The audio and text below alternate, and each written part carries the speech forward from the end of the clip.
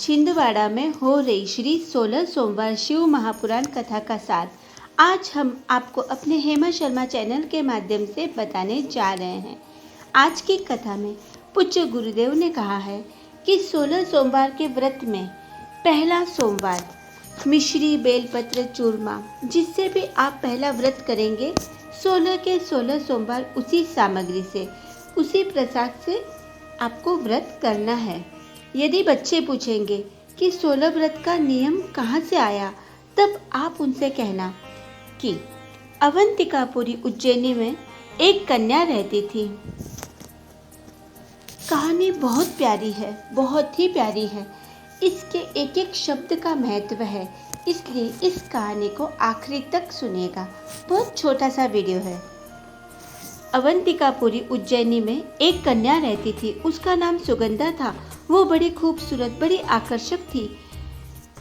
सुगंधा की माँ का नाम रेणुका था। वो एक काम बड़ा ही अजीब किया करती थी। वो कहीं भी तीर्थ धाम या किसी मंदिर में जाती तब अपने साथ एक रुई जो इत्र से भरी हुई होती थी, कपास में इत्र भर लेती और मंदिर की चौखट पर लगाकर आ जाती थी। उसका ये सालों से नियम था।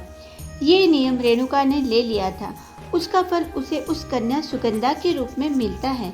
जब सुगंधा का जन्म हुआ था तब उसके जन्म लेने के बाद उसके शरीर से इत्र की बहुत खुशबू आती है। सब तरफ हाहाकार मच जाता है कि रेणुका के यहाँ कन्या का जन्म हुआ है जिसके शरीर से बहुत सुगंध आ रही है। यहाँ गुरुजी कह रहे हैं कि एक अच्छे कर्म की जो सुगंध होती है वो बड़ी ही प्रबल होती है।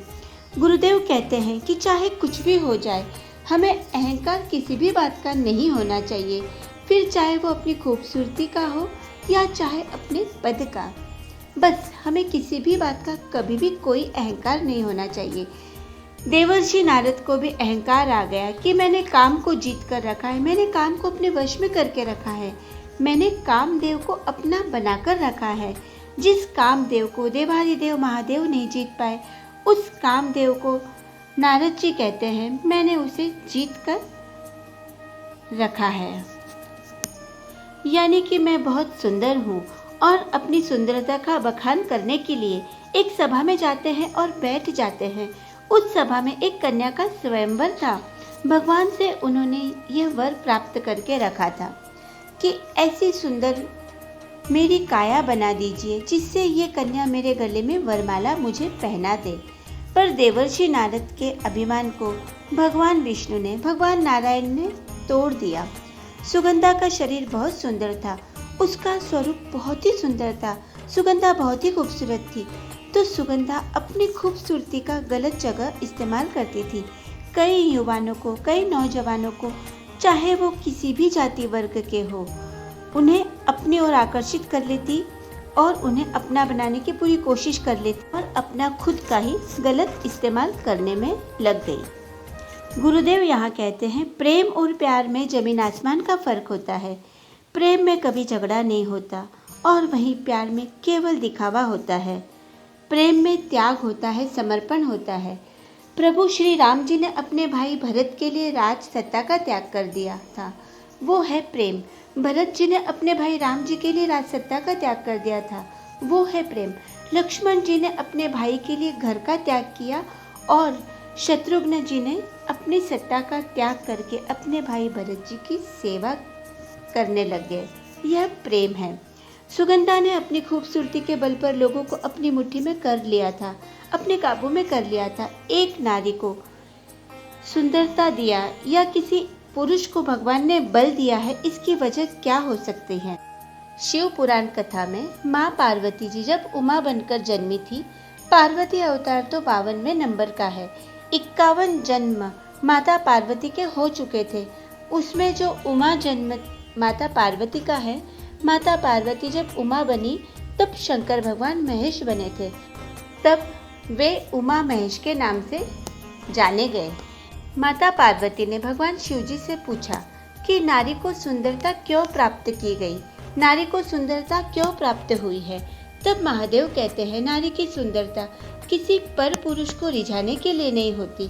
उसकी सुंदरता उसके हृदय हृदय के भाव को जनमानस तक पहुंचाने के लिए है कि मैं अपने दिल से भी सुंदर भाव जनमानस को दे सकूं। शिव तत्व यहाँ कह रहा है कि एक दिन अवंतिकापुरी में ऋषियों का आगमन हो जाता है।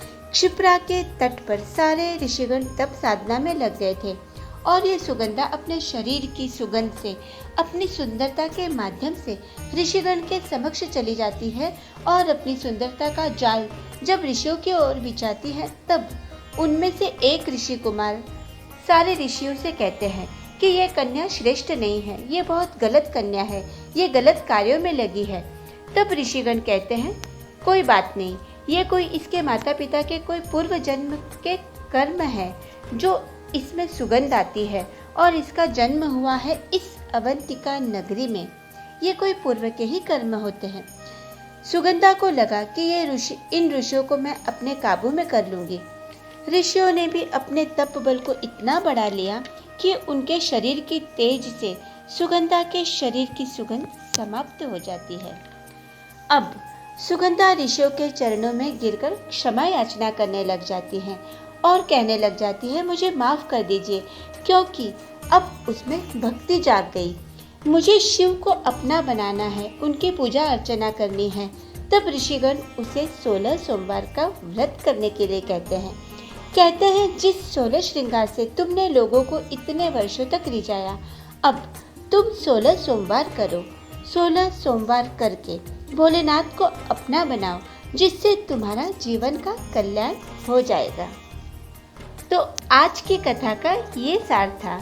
जय श्री महाकाल, हर हर महादेव, श्री शिवाय नमस्तुभ्यम।